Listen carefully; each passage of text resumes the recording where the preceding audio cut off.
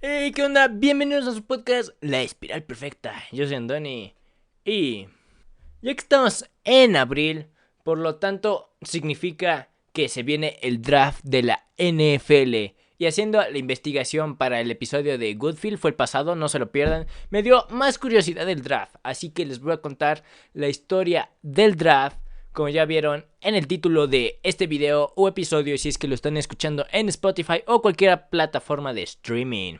Bueno, todo se remonta a la década de los 30. En esa época no existía el draft y los mejores atletas del colegial no iban a los peores equipos de la liga, sino que iban a los equipos que les pagaban mejor. El entonces codueño de los Philadelphia Eagles, Bert Bell, observó que la falta de talento en el campo hacía bastante difícil que pudiera vender boletos y hacer rentable su negocio, porque recordemos, la NFL es un negocio. Esto de que los jugadores firmaban con el equipo que les ofrecía más dinero, y si el dinero era igualado, se iban con el equipo con mayor prestigio. El resultado de esto en la NFL fue que esta fue dominada por los Chicago Bears, los Green Bay Packers, los Giants y los Redskins. Cuando Bell no pudo contratar a Stan Skotka, uno de sus top prospectos, le hizo creer que para que la NFL tuviera éxito a largo plazo, todos los equipos tenían que tener la misma oportunidad de contratar a los jugadores. Así que en 1935 propuso que se hiciera un draft para que la competitividad en el campo beneficie a todos los equipos económicamente. Su propuesta fue aceptada de manera unánime, aunque entraría hasta el año siguiente.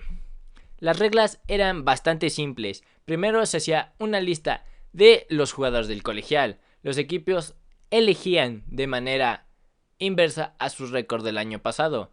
Peor equipo elige primero y el mejor equipo elige al final. De esta lista, los equipos podían tener la oportunidad de negociar con los jugadores, de cambiar a jugadores con otros equipos. Y si no se podía llegar a un acuerdo, el presidente de la NFL trataría de hacerlos llegar a un acuerdo. Si no se podía llegar a un acuerdo o cambiar al jugador, dicho jugador sería inelegible de jugar durante esa temporada en cualquier equipo de la NFL. Justamente en la temporada de 1935, los Philadelphia Eagles terminaron últimos de la liga con un récord de 2 victorias y 9 derrotas, con lo que tendrían la primera selección del draft. El primer draft se llevó a cabo en Filadelfia, en donde tenían 90 nombres de jugadores en un pizarrón. Como en ese entonces los equipos no tenían scouts o equipos de scouteo, los nombres fueron elegidos en base a notas periodísticas, visitas a juegos o de puras recomendaciones, pura labia. El draft constó de 9 rondas y no fue cubierto por los medios. La primera selección de 1936 fue Jerry Berwanger. Contra todo pronóstico, Jay nunca jugó en la NFL y decidió ser empleado en una empresa de hule. Pero esta decisión no fue inusual en la época. En el draft de ese año, solo 24 de los 81 jugadores seleccionados decidieron jugar en la NFL. En 1946, el dueño de Los Ángeles Rams, Dan Reeves, contrató a Eddie Kotal como el primer scout de tiempo completo en la NFL. Esto generó que los Rams fueran en los 50s el equipo con mayor profundidad en su roster durante esa época. En ese mismo año surgió la AAFC, All American Football Conference, que le daría competencia y generaría una problemática en el draft, ya que los jugadores firmarían con los equipos de la AAFC en vez de con los equipos de la NFL. En 1947, la NFL implementaría el bonus pick, el cual duraría hasta 1958. La primera selección, en vez de ir al peor equipo de la temporada pasada, sería decidido por una rifa, como en la NBA. Y en 1960 surgió la AFL, American Football League, Y esta, al igual que la AAFC, generaría competencia con la NFL a la hora de contratar jugadores. Pero en este caso la competencia sería más fuerte ya que la AFL tenía grandes contratos de televisión. Esto fue visto inmediatamente cuando la primera selección de los Rams y ganador del Heisman, Billy Cannon, decidió firmar con los Houston Oilers por más dinero. Y este problema siguió pasando con Lance Alworth en 1962 cuando decidió escoger a los Chargers sobre los 49ers. Fue mucho más notorio cuando en 1965 los Cardinals de la NFL estaban compitiendo con los Jets de la AFL por qué equipo firmaría a Joe Namath. Al final ganaron los Jets después de darle el contrato más grande para un novato, claro, para la época. En 1964 los Dallas Cowboys también cambiaron la historia del draft cuando empezaron a realizar un escauteo computarizado. Con esto, en los 60s, los Cowboys draftearon a 6 Hall of Famers. En la guerra de ligas tomó otra dirección cuando los Rams formaron relaciones con los prospectos antes de ser drafteados. Este modelo fue usado por todos los equipos cuando el entonces comisionado Pete Rozelle hizo que todos los equipos usaran este modelo.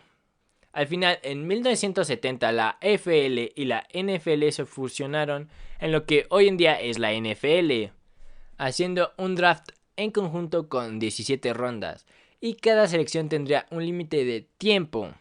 Pero como ya he mencionado, las rondas han ido cambiando a lo largo de los años. El primer draft fue de 9 rondas, en 1939 saltó a 20 rondas, luego a 30 rondas en 1943, luego bajó otra vez a 25 rondas por la Segunda Guerra Mundial en 1949, pero regresó a 30 rondas al año siguiente. Volvió a bajar otra vez a 20 rondas en 1960, bajó a 17 rondas en 1967, 12 rondas en 1977, 8 rondas en 1993 y finalmente desde 1994 han sido 7 rondas. Otro gran ejemplo de un gran scout fue con los Pittsburgh Steelers, con Bill Nunn, quien gracias a él durante los 70s los Steelers draftearon a 8 Hall of Famers. Y hablando de los 70s, esta década vio el nacimiento de una figura muy peculiar, el Mr. Irrelevant, quien es la última selección del draft. También vieron la creación del draft suplementario, en donde se seleccionaban a los jugadores que se habían perdido la fecha límite para el draft o su elegibilidad del colegial fue afectada. Los equipos no tienen que participar forzosamente y los equipos pueden hacer una oferta de qué jugador quieren a cambio de perder una selección en el draft del año siguiente. Si ningún otro equipo hace una oferta por el jugador, dan la selección del año que viene a cambio por el jugador. Pero si hay más equipos haciendo ofertas, gana el equipo que haga la mejor oferta. Avanzando un poco en el tiempo, en 1980 ESPN le dijo al comisionado Pete Rozelle que podía transmitir el draft de la NFL. Rozelle no estaba del todo convencido de que fuera algo interesante, pero al final del día aceptó y contra su pronóstico fue un éxito inmediato, generando gran emoción para los fans. Durante los 80s, la NFL volvió a tener competencia con la USFL, que se estaba llevando a gran talento a cambio de grandes contratos. Pero no duró mucho porque en 1986 se desintegró la USFL. Tal vez se preguntarán, desde el primer draft de la NFL en 1936 hasta nuestros días, ¿cuál será la universidad que tendrá más jugadores drafteados? Pues les tengo un top 5 de universidades, pero los números son hasta antes del draft del 2021. Así que empecemos con ese top 5. Número 1. USC con 501 jugadores drafteados. Número 2. Notre Dame con 498 jugadores drafteados. Número 3. Ohio State con 459 jugadores drafteados. Número 4, Oklahoma con 396 jugadores drafteados. Y finalmente Michigan con 377 jugadores drafteados. En 1994 se agregaron las selecciones de compensación. Y se preguntarán, ¿qué es eso? Bueno, son selecciones que van desde la tercera ronda hasta la séptima ronda, las cuales son para los equipos que perdieron jugadores en la agencia libre. Cada equipo tiene máximo hasta 4 selecciones del valor de los jugadores que perdieron.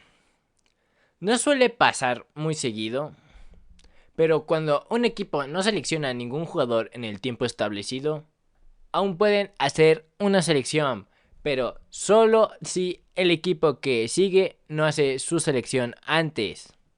También se han de preguntar cuál ha sido la posición que más veces ha sido seleccionada como primera selección del draft. Y bueno, nada más hay 3 selecciones, pero es bastante sencillo. 34 han sido quarterbacks, 21 han sido running backs y 12 han sido defensive ends. Bueno, para finalizar con esta interesante historia, el draft de la NFL es un evento gratuito, así que tal vez no vayas a ir este año, pero sí puedes ir al año que viene para ver qué jugadores se lleva tu equipo favorito. Y esto ha sido todo, ya se la saben, suscríbanse, denle like al video, compártanlo, activen las campanitas todas y hasta el próximo episodio.